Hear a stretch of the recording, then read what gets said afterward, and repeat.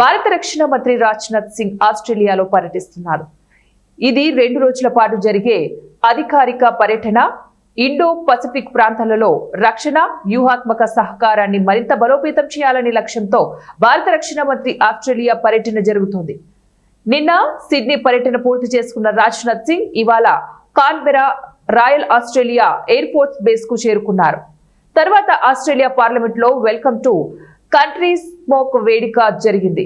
ఈ పర్యటనలో 2 ముఖ్య ఒప్పందాలపై ఇరు దేశాలు సంతకాలు చేయనున్నాయి. మొదటిది సబ్ మెరైన్ శోధన రక్షణ సహకారానికి ఎంఓయు. ఇందులో భారత్ నావికాధిపతి వైస్ చీఫ్ ఆస్ట్రేలియా నావికాధిపతి వైస్ అడ్మిరల్ మార్క్ హమాండ్ సంతకాలు చేస్తారు. రెండవది జాయింట్ స్టాఫ్ టాక్స్ కోసం టర్మ్స్ ఆఫ్ రెఫరెన్స్.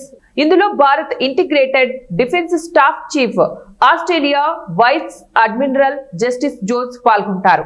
అలాగే రక్షణ ఇంటెలిజెన్స్ పంపకం అంశం కూడా రాజ్నాథ్ పర్యటన చివరి దశలో ఉంటుంది.